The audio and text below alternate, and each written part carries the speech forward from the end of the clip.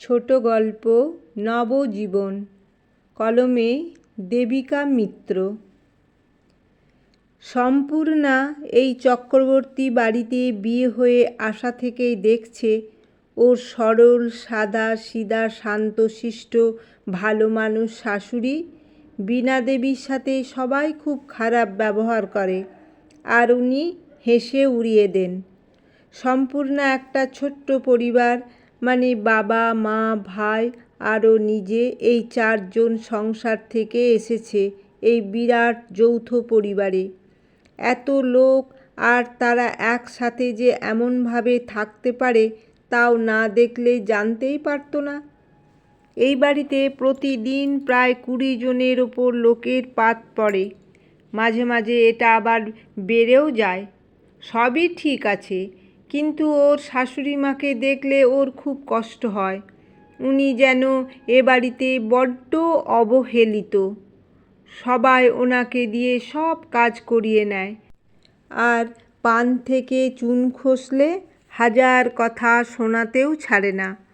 কথা শুনেও উনি কষ্ট পান না, বরং হাসি মুখে সব সহ্য করেন। প্রথম প্রথম সম্পূর্ণা এসব দেখে রেগে যেত, কিন্তু মুখে কিছু বলতে পারত না, কারণ ও যে এখন নতুন বউ। কিন্তু সবাই কেন ওনার সাথে এমন ব্যবহার করে সেটাও ওর স্বামী সমুদ্রের কাছে জানতে চেয়েও কোনো সদুত্তর পায়নি।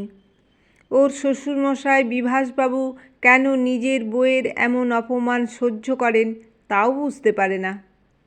এই চক্রবর্তী বাড়িতে বিভাসবাবুরা 4 ভাই, আর সবার বউ বাচ্চা নিয়ে একই সাথে থাকেন, আর এখনও একই হেসেলে রান্না হয়, এবং এই রান্নাবান্নার কাজ সবই বীণা দেবী কেবলমাত্র বুড়ি সহযোগী মান্দামাসির সাহায্যেই হাসি মুখে করেন। বীণা দেবীকে সবাই বড় মা বলে ডাকে, আর বাকিদের মেজো মা সেজো মা আর ছোটো মা বলেই ডাকে। মেজো মাই সম্পূর্ণাকে পছন্দ করে এ বাড়ির বউ করে এনেছেন, কারণ ওনার বাপের বাড়ির সম্পূর্ণার বাপের বাড়ির কাছে, আর ওদের সাথে দূরসম্পর্কের আত্মীয়তাও আছে। সেই সুবাদেই সম্পূর্ণার বিয়ে হয়ে এ বাড়িতে আসা। মেজো মা আর সেজো মা সম্পূর্ণার শাশুড়ির সাথে খুব খারাপ ব্যবহার করে। ছোটো মা খুব চালাক, উনি মুখে কিছু না বললেও বড় দুই যাকে তাতে ছাড়েন না। সম্পূর্ণা মাঝে মাঝে রেগে ফেটে পড়ে, কিন্তু মুখে কিছু না বললেও ব্যবহারে বুঝিয়ে দেয় যে ও খুব অসন্তুষ্ট। দেখতে দেখতেই সম্পূর্ণার বিয়ে 1 বছর পেরিয়ে যায়, মানে এখন সে একটু পুরনো হয়েছে। তাছাড়া সামনেই মেজো মার ছেলে সপ্তর্ষির বিয়ে, তাই একটু হলেও পুরনো হয়েছে। এখন ওই 2 কাকি শাশুড়ির কথায় প্রতিবাদ করে বলে ওর সাথে ওরা খারাপ ব্যবহার করতে যায়, কিন্তু শিক্ষিতা রুচিশীলা সম্পূর্ণা আচার ব্যবহারে বুঝিয়ে দেয় ইট মারলে পাটকেল খেতে হয়। এইটা ওনারা কিছুটা হলেও বুঝেছেন। সম্পূর্ণা দেখেছে বাড়ির বড়রা ওর শাশুড়ির সাথে খারাপ ব্যবহার করলেও ছোটরা কিন্তু ওনাকে খুব ভালোবাসে, আর বিশ্বাস এবং ভরসাও করে। সম্পূর্ণা ওদেরকে হাতিয়ার করেই মেজো সেজো আর ছোটো মাকে শাস্তি দিতে চায়।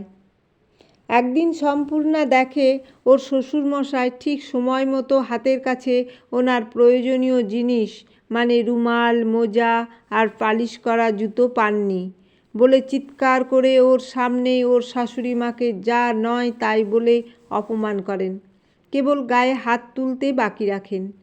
ওর শাশুড়ি মা কিন্তু নির্বিকার, কিচ্ছু গায়ে না মেখে হাসি মুখে ওনার জুতো নিজের শাড়ির আঁচল দিয়ে পরিষ্কার করে দেন, এবং মোজা জোড়া পায়ে পরিয়ে দিয়ে জুতো জোড়াও পায়ে ঢুকিয়ে দেন। এটা দেখে সম্পূর্ণার চোখের জল বাঁধ মানেনি। অঝরে কেঁদে কেঁদে ও ওর শ্বশুরের সামনে গিয়ে ওর শাশুড়ি মায়ের হাত ধরে টেনে নিয়ে ঘর থেকে বের করে আনতে আনতে বলে, তোমার কি আত্মসম্মান নেই? তুমি কার থেকে কিসে কম যে সবার মুখ ঝামটা শুনবে?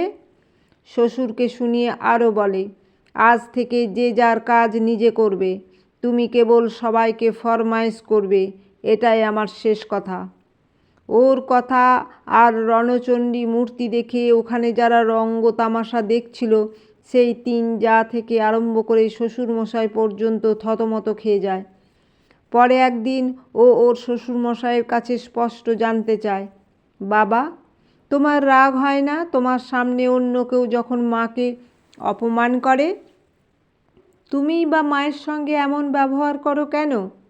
কথাটা শুনে উনি প্রথমে কিছুটা ঘাবড়ে গেলেও পরে পৌরসত্য জাহির করতে চেঁচিয়ে বলেন, এমন অশিক্ষিত পাগলিকে যে তাড়িয়ে না দিয়ে এতদিন খাইয়ে পড়িয়ে এ বাড়িতে রেখেছি, এটা ওর কপাল ভালো। সম্পূর্ণা মুখে কিছু না বললেও মনে মনে বলে, এই অশিক্ষিত পাগলিটাই তোমার শিক্ষিত সন্তানের মা।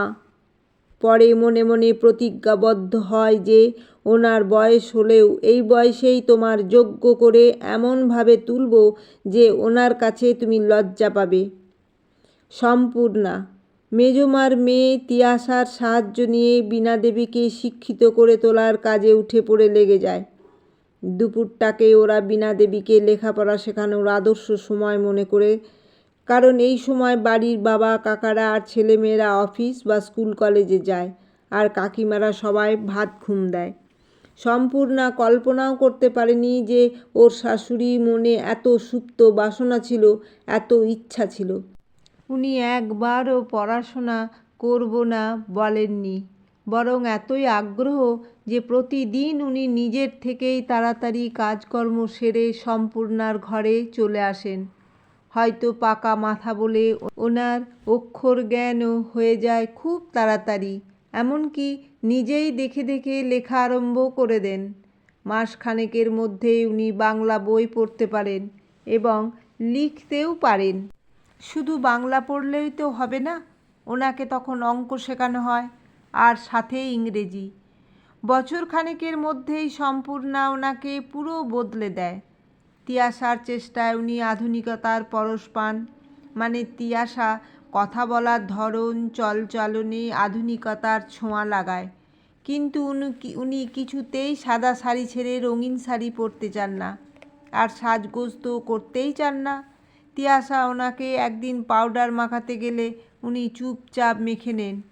পরে বলেন, জানিস, জীবনেই প্রথম পাউডার মাখলাম। তোর জেঠুমণি তো কোনো দিন কিচ্ছুটি কিনেই দেননি। একবার বলেছিলাম একটা লিপস্টিক কিনে দেবে, সবাই কি সুন্দর ঠোঁট রাঙায়, আমারও খুব ইচ্ছা করে। উনি কি বলেছিলেন জানিস, ওই সব রং মেখে সং সেজে কি বাজারে নাচতে যাবে? তারপর থেকে লজ্জায় আর কোনো দিন বলিনি। সম্পূর্ণার দিকে তাকিয়ে উনি আরও বলেন, আসলে কি জানিস, আমি সত্যিই তো অশিক্ষিত আর গরিব ঘরের মেয়ে ছিলাম। আমার শাশুড়ি মা খুব ভালো মানুষ ছিলেন। উনি আমার রূপ দেখে আমাকে পছন্দ করেছিলেন, কারণ উনি সব সময় চাইতেন গরিব ঘরের মেয়ে বউ করে এনে কন্যা দায়গ্রস্ত গরিব বাবা মায়ের মান বাঁচাতে। উনি তোর শ্বশুরের অমতে আমার সাথে ওনার বিয়ে দেন। বল না, সত্যিই তো একজন শিক্ষিত লোক কেন আমাকে পছন্দ করবেন? ওনার কোনো দোষ নেই। সম্পূর্ণা বলে, হ্যাঁ, সব দোষ তোমার। এবার দেখো না বাবা তোমাকে কেমন পছন্দ করেন। বিভাস বাবু বীণা দেবীর সাথে খারাপ ব্যবহার করলে সম্পূর্ণা যেমন প্রতিবাদ করে, তেমন বীণা দেবীও এখন 2-4 কথা শুনিয়ে দেন। সম্পূর্ণা বলে, বাবা, এবার কি মাকে পাগলি বলবে? মাকে আসলে তোমরা কেউ বুঝতে চাওনি। মায়ের চাওয়া পাওয়াগুলোর কোনো গুরুত্ব ছিল না তোমার কাছে। যে কাজটা এখন হলো, সেই কাজটা তুমি যদি একটু নজর করতে, তাহলে অনেক দিন আগেই হতে পারত। মাকে যদি একটু আপন করে কাছে টেনে নিতে, একটু সম্মান করতে, তাহলে মা অন্য কারুর কাছে অবহেলিত হতো না আর পাগলি খেতাবটা পেত না। বিভাসবাবু এখন সত্যিই বীণা দেবীর দেখভাল করেন, হয়তো সম্পূর্ণার ভয়ে। বীণা দেবীর জায়ের এতদিনে কিছুটা আন্দাজ করেছেন এবং বুঝতেও পেরেছেন সবই। সামনে পিছনে ওনাকে নিয়ে এখন রঙ্গ তামাশা করতে ভয় পান সম্পূর্ণার ভয়ে, তবে আড়ালে ওনাকে অন্তর্টিপ্পণী দিতে ছাড়েন না। কিন্তু এখন যে বীণা দেবীর মুখে বোল ফুটেছে তা ওরা ভালোই বোঝেন। একদিন মেজমা বিনা কারণে সম্পূর্ণার শাশুড়িকে কিছু কথা শোনান। উনি প্রথমেই চুপ করে থাকেন, কারণ ওনার প্রতিবাদ করার অভ্যাস নেই যে। কিন্তু ওনার মেজো যা এমন মাত্রা ছাড়িয়ে যায় যে ওনাকে প্রতিবাদ করতেই হয়। আর প্রতিবাদ করাতে উনি এবার অন্য জায়েদের দোসর করে ওনার ওপর ঝাঁপিয়ে পড়েন। সম্পূর্ণা তখন বাথরুমে ছিল। অনেকক্ষণ ধরেই মেজমার গলা পাচ্ছিল এবং বুঝতেই পারছিল ওর শাশুড়িকে উদ্দেশ্য করেই রাগ দেখাচ্ছেন। তখন ওর শাশুড়ি মায়ের ওপর খুব রাগ হচ্ছিল, কারণ উনি কোনো উত্তর না দিয়ে চুপ করে আছেন তাই। বাথরুম থেকে বেরিয়ে কাকি শাশুড়িদের কিছু না বলে ওর শাশুড়িকে বলে, মা, তোমার লজ্জা করে না ওনাদের সাথে কথা বলতে? ওনারা না হয় তোমার যোগ্যতা সম্বন্ধে ওয়াকিবহাল নন, কিন্তু তুমি তো জানো ওনারা তোমার নখের যোগ্য নন। বুঝতে পারছো না? তোমাকে এখন বাবা সম্মান দিয়ে কথা বলেন, সেটা ওনাদের পছন্দ নয়। ওনারা যে রঙ্গ তামাশা দেখতে পান না, তাতে তো ওনাদের রাগ হওয়ারই কথা।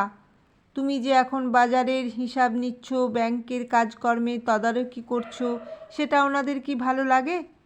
তুমি মূর্খ হয়ে থাকলে ওনাদের যে সুবিধা হতো, সেটা তো এখন হচ্ছে না, তাই তো এত রাগ তোমার ওপর। এখন তো তুমি রূপে গুণে ওনাদেরকে ছাড়িয়ে গেছো, সেটা ওনাদের সহ্য হবে কেন? আরও অনেক কথা বলে সম্পূর্ণা ওনাকে ওখান থেকে টেনে নিয়ে চলে যায়। এমনিতেই সম্পূর্ণাকে ওরা একটু সমঝেই চলে। এইভাবে প্রতি মুহূর্তেই সম্পূর্ণা ওদের বুঝিয়ে দেয় ওর শাশুড়ি মা কাগজে কলমে ডিগ্রি না থাকলেও যোগ্যতায় কাউর থেকেই কিচ্ছু কম নন। এইভাবেই সম্পূর্ণা বীণা দেবীর যোগ্য সম্মান ফিরিয়ে দেয়। সম্পূর্ণার চেষ্টায় আর বীণা দেবীর অদম্য ইচ্ছায় বীণা দেবী নবজীবন পেয়েছেন। ঘরে ঘরে এমন প্রতিবাদী মুখ থাকা খুব দরকার। সরল সাদাসিধারা তাহলেই পাগল বলে প্রতিপন্ন হবে না, অন্যায়ভাবে কেউ অত্যাচারিতও হতে পারবে না।